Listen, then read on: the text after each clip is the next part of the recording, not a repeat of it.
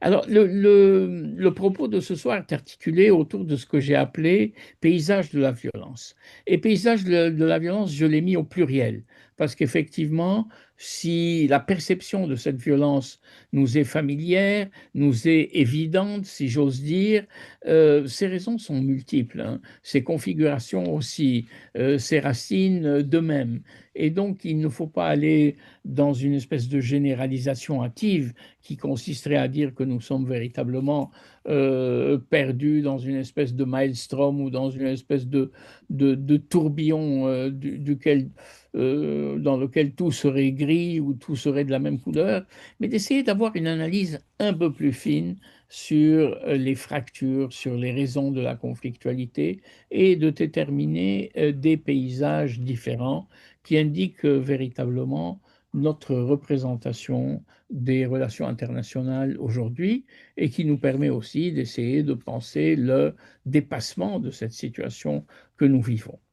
Et il est vrai que dans cette représentation que nous avons d'emblée des relations internationales, quand je dis d'emblée, c'est à travers la lecture des journaux, les vidéos que nous pouvons visionner, la télévision, les propos, les discussions que nous avons. Et tout cela constitue pour moi une espèce de mixte d'images, de perception et d'analyse, dans lequel il faut ajouter des émotions aussi, qui nous donne au fond une idée de la réalité. Et effectivement, cette idée est un petit peu angoissante quand on voit le quantum, si j'ose dire, de violence, la dissémination de la violence aux quatre coins de la planète, et cette espèce de sentiment malsain qui nous saisit d'un glissement vers toujours plus de conflictualité. Donc voilà, je vais articuler mon propos, qui est un propos d'investigation, si j'ose dire, en relations internationales, en trois parties. Et je vais m'interroger sur ces différents paysages qui se présentent à nous. Le premier paysage, je l'appelle au fond la configuration cognitive, euh, la configuration pensée, imaginée de notre géographie aujourd'hui des relations internationales. Parce qu'effectivement, le monde a changé, les lignes de clivage ne sont pas les mêmes, nous avons passé plusieurs âges des relations internationales pour entrer dans celui où on n'arrive plus à distinguer les pôles de pouvoir, euh, les raisons idéologiques des conflits. Nous assistons à une polarisation et à une montée des radicalisations, mais nous ne savons pas lire ce paysage qui se présente à nous et il est difficile à lire. C'est pour ça que la première idée que je voudrais avancer et décliner ensuite, c'est au fond, nous avons affaire, du point de vue de notre perception des réalités internationales, à une nouvelle représentation des choses que nous avons en tête et que j'appellerai une représentation mentale des relations internationales aujourd'hui. Alors, quelle est-elle? Quelle est-elle cette représentation qui nous permet au fond de pouvoir décrire les différentes instances, les différents moments ou les différentes parties de cette nouvelle géographie? D'abord, je voudrais partir d'une première idée dans cette description de la nouvelle configuration géographique telle qu'elle est pensée et représentée euh, par nous. La première, c'est la verticalité supposée du monde, hein. Le monde se redéfinit sur la base de ce que nous en disent les acteurs internationaux, les uns et les autres, bien sûr, sur une espèce de verticalité supposée, puisqu'il y aurait le sens commun, si j'ose dire, que ce soit le nôtre, que ce soit celui des analystes ou des journalistes, nous parle d'un nord collectif et d'un sud global, par exemple. Et donc on voit ce monde se recomposer selon une ligne de clivage verticale où il y aurait une opposition un peu semblable à celle qui a prévalu au moment de la guerre froide, donc une espèce de grands partis qui se disputent le monde entre donc un Nord collectif et un Sud global. Je n'aime pas beaucoup ces expressions, mais je les utilise telles qu'elles sont parce que précisément, je voudrais interroger le sens commun pour qui toutes ces formulations sont presque une évidence, alors qu'elles ne le sont pas, hein. Et le Nord collectif, c'est bien entendu tout ce qui représente le monde ancien, si l'on peut dire, et puis il y aurait un Sud global qui est en train de surgir. Ces deux entités sémantiques, hein, telles qu'on peut les décrire, sont lestées d'un poids tout à fait différent. Le Nord collectif n'est pas aussi collectif qu'on le dit. On l'a vu par exemple sur la question, on le voit sur la question de l'Ukraine, que l'Occident, puisque c'est de lui qu'il s'agit dans le Nord collectif entre États-Unis et Europe par exemple, ne se positionne pas de la même manière, et même l'Europe ne se positionne pas dans ce Nord collectif vis-à-vis de la question ukrainienne de la même manière. Et puis on voit un Sud global qui est en train d'émerger. Les BRICS, qui avaient commencé par être 5, sont devenus aujourd'hui 10, et il y a de plus en plus de candidats pour faire partie de cette coalition du Sud. Quand on jette un coup d'œil un peu approfondi sur le Nord et le Sud, on voit véritablement l'hétérogénéité de ces deux catégories, de ces deux camps, si j'ose dire. Et ces deux camps ne se rassemblent pas sur une même perception des intérêts. Ils n'ont pas une solidarité idéologique. Je ne sais pas qu'est-ce qui rattache l'Égypte avec l'Afrique du Sud ou le Brésil dans cette représentation, l'Éthiopie pauvre avec les Émirats arabes unis, puisqu'ils font partie depuis le 1er janvier 2024 de cette nouvelle configuration des BRICS. Alors on fera l'hypothèse effectivement que bien qu'il n'y ait pas une espèce de soudure idéologique, d'une conjonction des intérêts, il y a peut-être cette opposition à un monde ancien représenté précisément par le Nord collectif et dont il faudrait se départir, où il faudrait prendre distance de ce monde-là.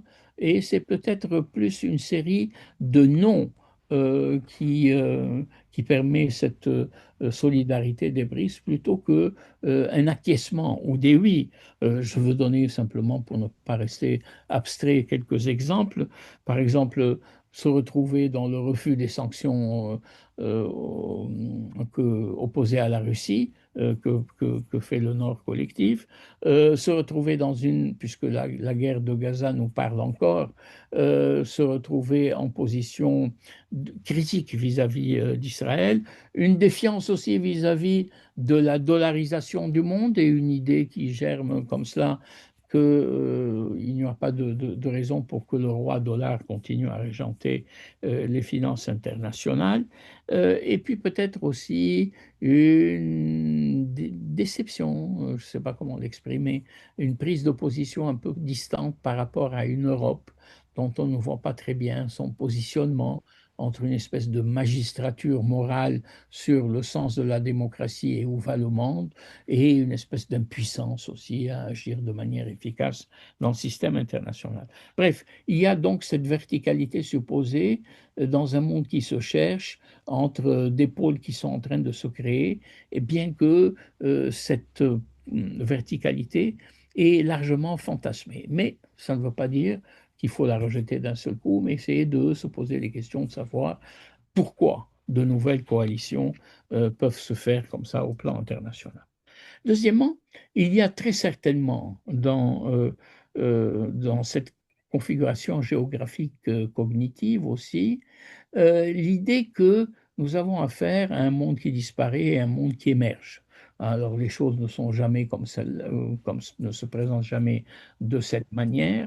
Il n'y a pas un passage de relais comme on peut le voir dans les courses du stade.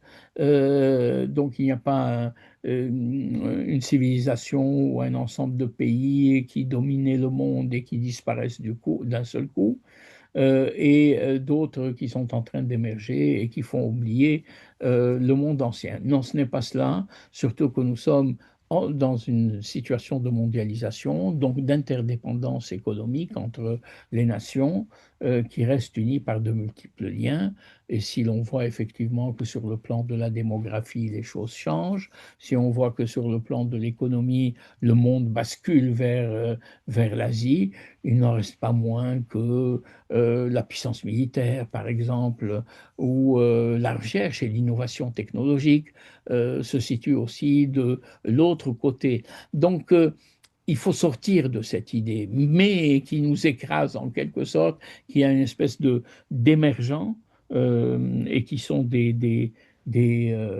puissances montantes et quasi dominantes, alors qu'elles ne le sont pas, ou pas encore en tout cas, et surtout des puissances déclinantes, alors que ce monde est fait de cette combinaison mixte, et pourquoi pas, à terme, un ajustement entre un nouveau monde qui apparaît et qui a sa place et qui devrait prendre toute sa place sans pour autant que on décide qu'il y a tout un pan de l'humanité qui serait passé au débit de l'histoire et dont il ne faudrait tenir plus aucun compte. Ce n'est pas vrai.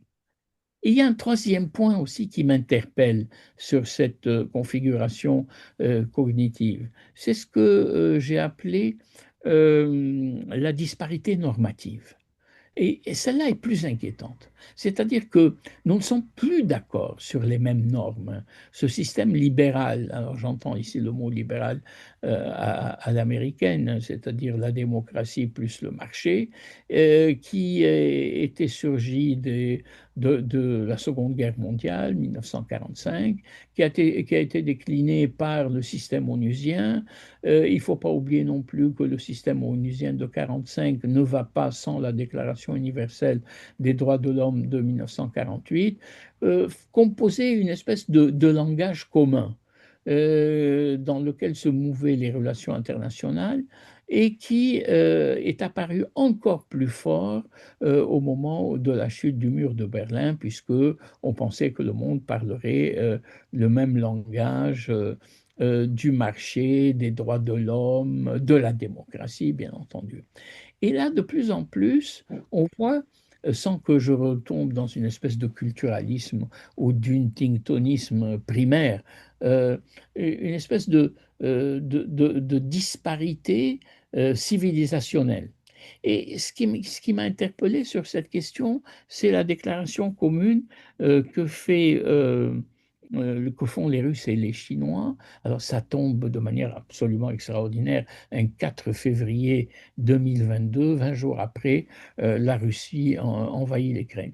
Et qui dit, ben, on est tous démocrates, mais on ne met pas le même sens au mot démocratie. Il n'est pas porté par les mêmes finalités. Nous voulons un système multilatéral, oui, mais nous ne voulons pas un système multilatéral dominé par les idées occidentales. Euh, les droits de l'homme, c'est formidable, mais vous savez, chaque société, chaque civilisation a sa spécificité. Donc, il y en a une qui met la solidarité familiale collective euh, au même plan ou même au-dessus des considérations de type individualiste qui serait le marqueur des droits de l'homme façon 1789 ou américaine 1776. Voilà. Et donc, on ne parle plus le même langage, on utilise les mêmes mots et à chaque fois, on apporte ce que j'appelle des réserves sémantiques. En disant par démocratie, j'entends ceci ou j'entends cela.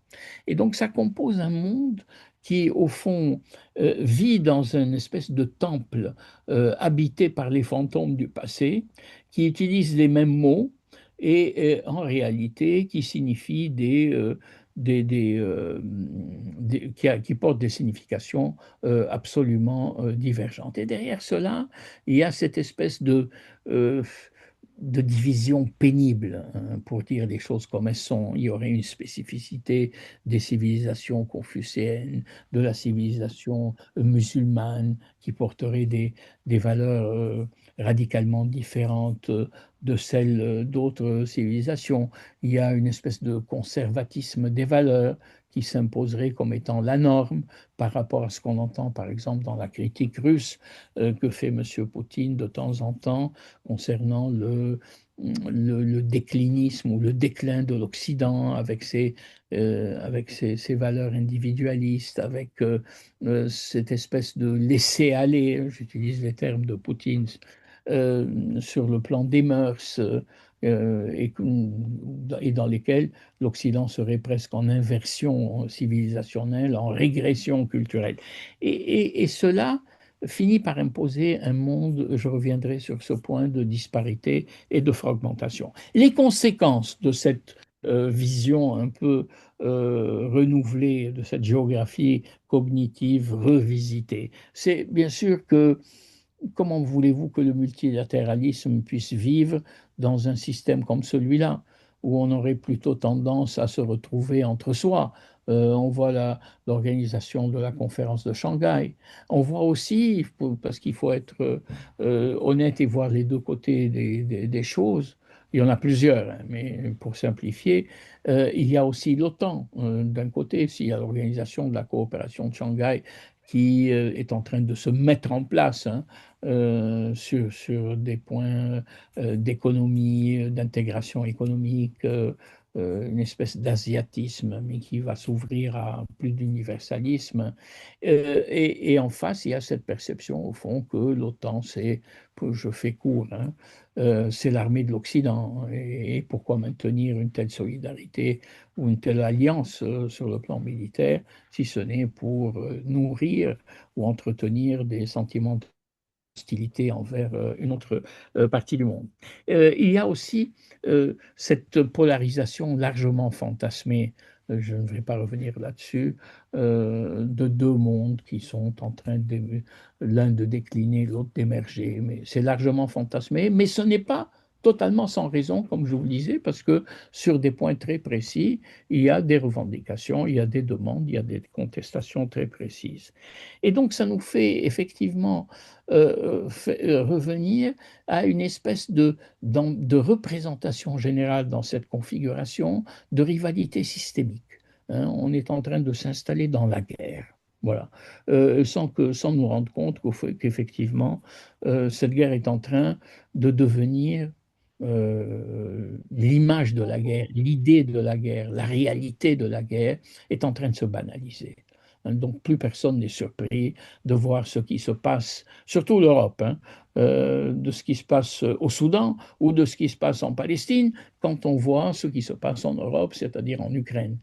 Et l'idée, c'est au fond de se dire, au fond, le monde va bien, mais il y a des points de fixation qui sont des points d'irrédentisme, hein, où la violence est en train de s'incruster. Mais de manière générale, euh, le paysage guerrier a une familiarité qui est absolument déroutante, puis quand on sait que la, euh, le système de 1945 était précisément avec son Conseil de sécurité, avec ses modes de régulation, ses recours à l'article 51, le chapitre 7, il y avait des modes de régulation agréés et pour lesquels la guerre était impossible. D'ailleurs, la guerre est illégale dans le système international, on a beau le rappeler, puisque c'est le Conseil de sécurité qui est chargé des finalités de la paix et de la stabilité du système international. Donc, à chaque fois qu'il y a une crise, on sait quel est l'organe qui se met en place pour résoudre la crise. Sauf que cet organe ne fonctionne plus et donc on laisse aller, on laisse filer les choses. Et c'est extrêmement dangereux, cette installation dans la guerre comme une espèce de cadre de, de, de normalité internationale ou de banalité internationale. Ce qui me conduit à poser un autre paysage, qui est un paysage de la violence aujourd'hui. Et c'est ce que j'appelle dans ce paysage 2, au fond, les diverses figures de la conflictualité. Euh, les conflits ont plusieurs raisons.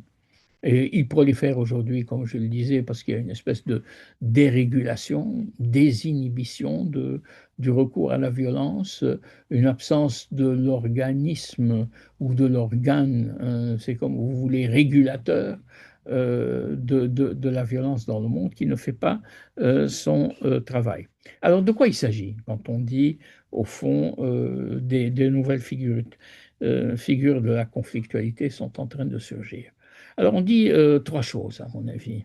La première, c'est que, au fond, il y a des raisons classiques, des oppositions, des guerres. Je ne vais pas revenir là-dessus. Que ce soit des conflits de territoire ou des conflits d'expansion, etc. Mais il me semble qu'il y a quelque chose qui germe dans ces nouvelles logiques de conflictualité qui se basent sur des raisons classiques, hein, comme la territorialité par exemple, et qui est ce que j'appelle le non-dit stratégique, sur lequel on pourra revenir. Par exemple, quand on voit l'opposition entre Israël et les Palestiniens, et quel est le non-dit stratégique qui pousse les uns et les autres à une logique des extrêmes? C'est qu'au fond, la question de l'État palestinien, on veut l'éluder. C'est le non-dit de cette stratégie. C'est une poursuite d'une violence qui répond à la violence du 7 octobre et qui va plus loin, puisqu'on est dans une espèce de logique punitive après le choc ou le traumatisme qu'a constitué le 7 octobre pour la société israélienne. Et au fond, quand on voit par exemple le plan Trump aujourd'hui, on se rend compte que rien n'est dit. Il y a 20 points et le 20e point qui m'interpelle dit les peuples devront vivre dans une coexistence pacifique et de prospérité. L'État palestinien, on n'en parle pas. Les Palestiniens y pensent tous les jours. Les Israéliens y pensent tous les jours pour savoir comment éviter qu'il advienne. Et c'est un non-dit stratégique qui aboutit à des logiques punitives sans qu'à aucun moment on se dise mais quel est le sens du conflit? Quelles sont les revendications des deux côtés? Comment revenir là-dessus? Quand on voit par exemple le non-dit stratégique de la guerre d'Ukraine, avec des raisons totalement fictives et délirantes de M. Poutine, par exemple, qui est supposé conduire une opération de police pour dénazifier le pouvoir politique en place en Ukraine, on se dit ça ne peut pas être la véritable raison. La raison, c'est effectivement une opposition à une avancée peut-être de l'Europe ou de l'OTAN et faire en sorte que ce glacis supposé protéger la Russie, qui dans sa configuration actuelle hérite d'un positionnement ukrainien qui la mettait à distance en quelque sorte de l'immédiateté européenne ou atlantique, cela n'existe plus. Il y a la crainte de voir les missiles de l'OTAN installés sur la frontière entre l'Ukraine et la Russie. Il y a ces questions qui ne sont pas discutées, qui ne sont pas dites. Le seul conflit dans lequel le nom dit est dit, c'est celui de Taïwan, hein, où véritablement M. Xi Jinping nous dit qu'à l'horizon de 2049, Taïwan sera de gré ou de force euh, annexé ou rejoindrait la Chine continentale pour refaire l'unité parfaite de la Chine. Il y a aussi des guerres furtives dans cette violence diffuse. Je pense au Haut-Karabakh, qui a disparu sans même qu'on se rende compte qu'effectivement l'Azerbaïdjan avait annexé sans que le monde ne bouge. Donc ça, c'est une première logique, des questions classiques, des querelles classiques, des disputes que les relations internationales générales connaissent, hein, sous le titre de conflit de territorialité ou de domination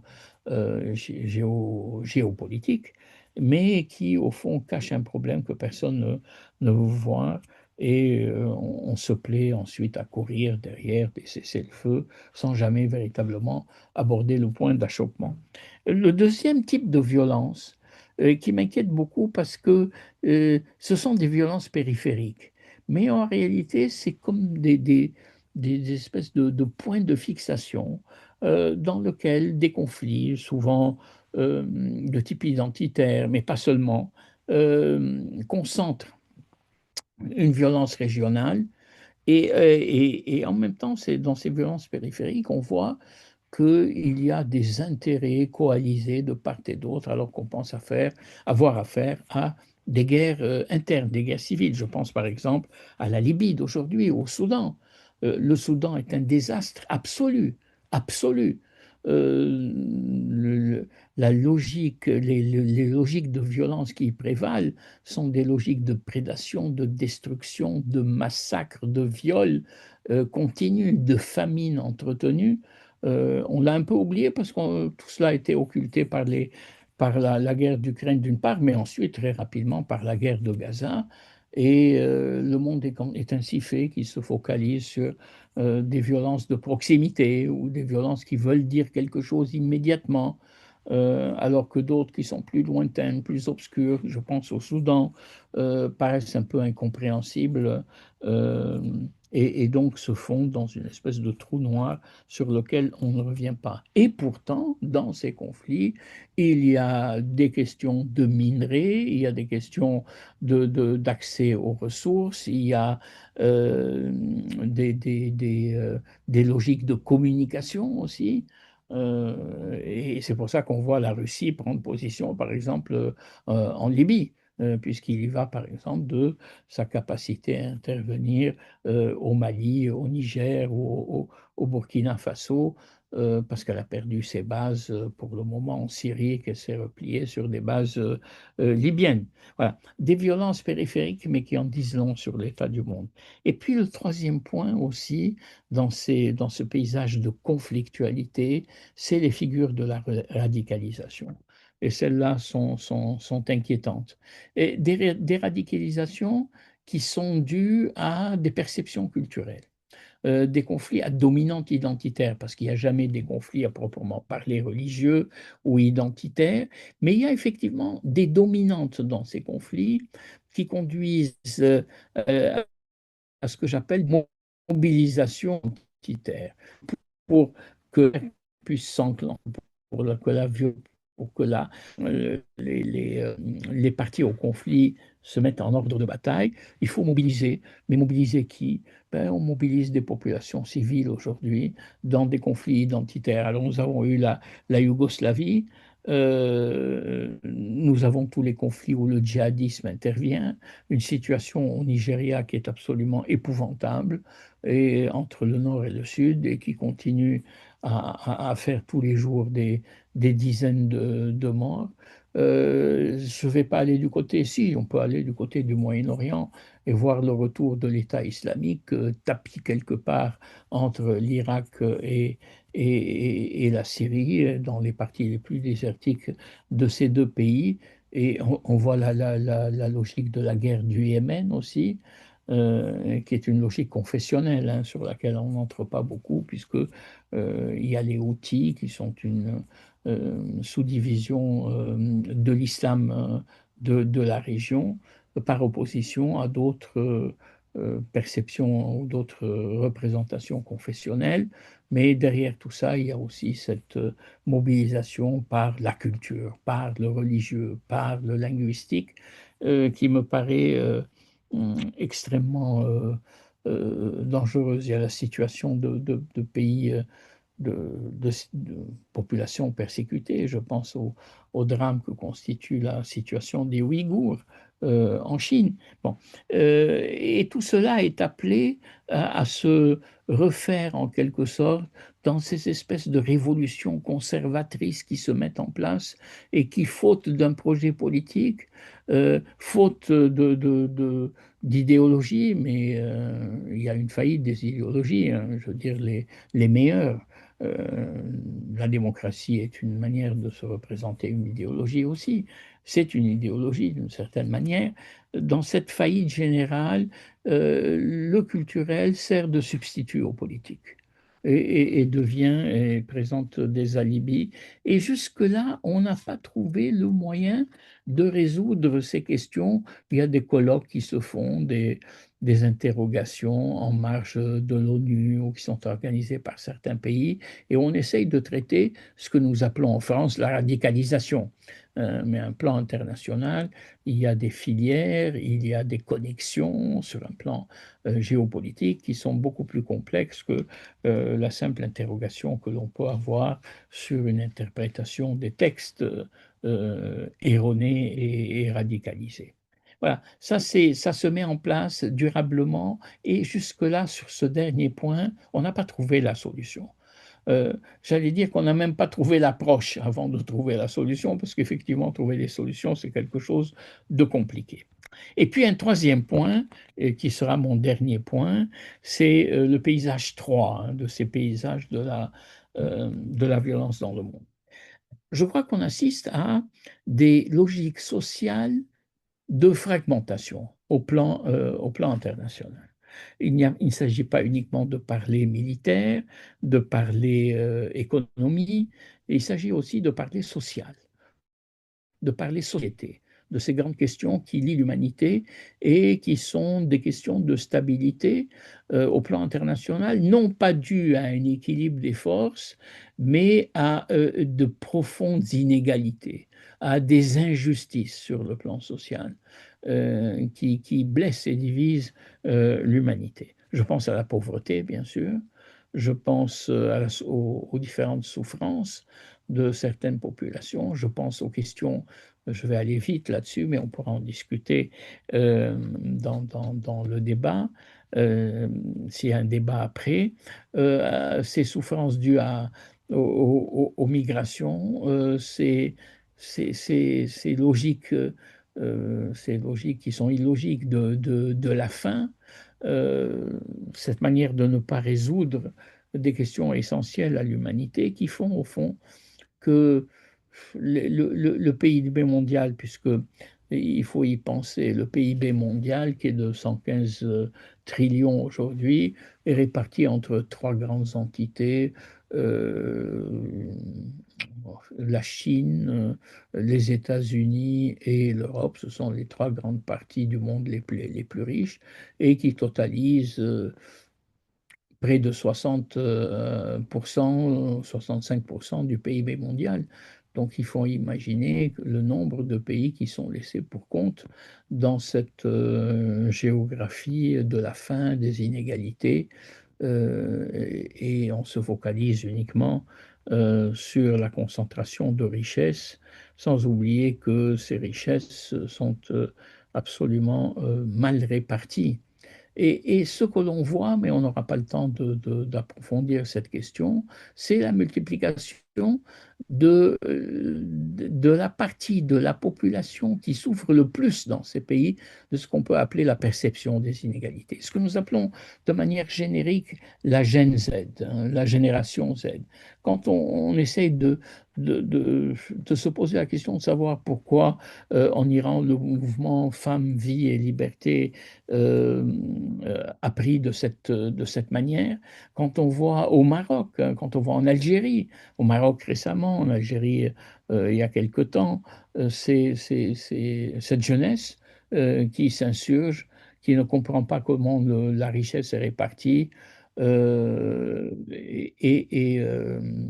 printemps arabes sont là aussi pour nous signifier cette protestation sociale que nous avons tendance à internaliser, c'est-à-dire à comprendre uniquement dans le cadre de pays qui sont, de notre point de vue, mal gérés, hein. Et c'est une prétention inouïe aussi, parce qu'elle ne dit rien de la vision que nous avons nous-mêmes de notre propre gestion des choses.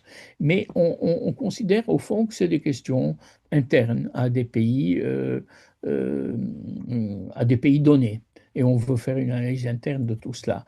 Mais en réalité, on se trouve devant un système international qui fait percevoir de manière décuplée, par le biais des réseaux sociaux, par le biais de la connaissance immédiate que nous avons ou que les jeunes ont de la civilisation mondiale, de ce qui se passe ailleurs que chez eux, et qui font des comparaisons et qui perçoivent le fossé culturel, économique, social qui les éloigne des autres et qui, c'est une logique extrêmement instructive, les amène à devenir critiques de leur propre système par opposition à d'autres systèmes qui s'érigent, à tort ou à raison par ailleurs, comme des étalons de mesure. Et on se dit, mais pourquoi ça se passe comme ça ailleurs? Pourquoi la jeunesse ne proteste pas ici? Je veux dire, si on voulait étudier aussi de manière plus fine le mouvement des Gilets jaunes, on verrait que ces mouvements de contestation sociale sont aussi facteurs de perception internationale. Mais je crois que le fossé dans le monde se creuse entre les pauvres et les riches, bien que le combat contre la pauvreté ait beaucoup progressé. Un deuxième point qui me semble intéressant dans ces logiques de fragmentation, c'est au fond la perte du sentiment de la solidarité internationale, qui me semble absolument incroyable. Alors on peut penser que la démocratie au plan international était un sentiment qui liait les démocraties, qui faisait espérer à ces démocraties que le monde serait démocrate, hein, je pense à la logique de Fukuyama. On peut aussi considérer que le multilatéralisme était une manière de concevoir la solidarité internationale. On peut concevoir aussi que les logiques de l'aide publique aux pays les plus défavorisés étaient un témoignage au fond de la solidarité de l'humanité. Et je dis cela parce que, à l'inverse, ce qui se passe, c'est une espèce de retour au précaré nationaliste, hein, où on défend des intérêts. L'extraordinaire voyage, hein, qui serait un peu comme le voyage d'Ulysse, mais en moins aventureux, ou d'Ithaque ou de Sindbad de M. Trump dans le monde en essayant de récolter de l'argent en taxant, en disant aux pays qui visitent, écoutez, il faut absolument que vous payiez une espèce d'écho aux États-Unis parce que notre économie est en train de mal se porter, parce que les logiques concurrentielles font que les États-Unis ne font qu'accroître leur dette et que leur commerce, la balance commerciale est déficitaire de leur point de vue. Mais tout cela crée un sentiment, au fond, de défense absolument apeuré d'une situation interne et qui fait que un nationalisme agressif se manifeste. Alors, on peut imaginer toute la panoplie des choses que vous avez en tête, des guerres commerciales, des sanctions, et tout cela entraîne des logiques de repli et de peur vis-à-vis d'autrui. Et c'est comme ça que le budget militaire au plan international n'a jamais été ce qu'il a été dans l'histoire. Euh, la- la- les dépenses consacrées aux armements aujourd'hui sont estimées à 2,4 trillions, donc plus de 2400 milliards qui sont consacrés aux armements. Les États-Unis ont dépassé le chiffre d'Agic de 1000 milliards hein, de leur budget de défense. Alors, je n'y vois pas une espèce de logique d'expansion impériale d'une guerre qui se déclencherait demain, mais cela va de pair, me semble-t-il, avec cette peur de voir des positions sur le plan économique, sur le plan de l'influence, sur le plan du soft power, hein, je ne parle pas du hard power, s'effriter. Et donc ce recours un petit peu rapide, effrayé à un renforcement des capacités militaires comme si elles allaient sauver une situation d'ensemble. Et puis un troisième point dans ces logiques de fragmentation, c'est la disparition du bien commun ou des biens publics communs. Je n'en veux pour preuve, et je vais m'arrêter là parce que je pense que j'ai dépassé mon temps de parole, la question du climat, par exemple, qui est en train de régresser de manière extraordinaire. La gestion des biens communs, que ce soit en matière de santé ou de d'entreprises d'investigation du fond des océans, toutes ces choses qui lient l'humanité entre elles, que ce soit du point de vue du solidarisme au plan de la santé, de la gestion de la terre commune, de la maison commune, tout cela semble aujourd'hui oublié. Mais il y a à peine 5 6 ans, c'était un thème des plus banals, hein. On s'alarmait, regardez la formidable mobilisation qu'a donnée la COP 21 à Paris, où véritablement on a réussi à faire prendre conscience au monde du danger du réchauffement climatique. Et le monde a pris conscience et on a pris des engagements, mais semble-t-il, ces engagements ne sont pas tenus. Moi, je crains aujourd'hui qu'il y ait une très faible attention au commun, hein, puisque tout le monde est focalisé sur le particulier, sur le soi, sur la dette, sur la protection des frontières, sur on ne sait pas comment gérer l'immigration, donc on ferme, on verrouille. Et tout cela, bien entendu, je ne dénigre pas les efforts qui sont faits pour organiser et harmoniser tout cela, mais on a l'impression, au fond, qu'on est en train de fermer les écoutilles. Comme dans un bateau qui prend l'eau, ben, la seule chose qu'on sait faire pour le moment, c'est de se dire on va arrêter les infiltrations et on va verrouiller en attendant des jours meilleurs. Alors, personnellement, sur un plan, si vous voulez, de logique d'humanité, je ne perds pas espoir, parce que les problèmes vont nous rattraper. C'est peut-être pas une raison ni positive ni réjouissante de penser qu'un jour nous aurons à faire face à tous ces problèmes parce qu'ils seront là, parce que l'urgence sera là, mais peut-être aussi par ce biais que l'humanité se réveillera. Sinon, où va-t-on quand on voit ce paysage de ce que j'appellerais des humanités enquistées dans la grande solidarité des êtres humains qui devraient véritablement solidariser cette planète et faire en sorte que ce navire dans lequel nous sommes soit le navire de tous, hein, et sur lequel tout le monde devrait être sur le pont pour essayer de faire face au temps de tempêtes et d'orages. Mais l'humain a cette caractéristique formidable que même face à des obstacles inouïs, ou en dépit, ou après même des catastrophes inouïes, Oui. l'espérance revient et reprend. C'est ce qu'on peut aujourd'hui espérer, mais bien entendu mis dans le cadre de politiques agréées au plan international et dans le cadre d'un multilatéralisme qu'il faut absolument retrouver. Merci de votre attention.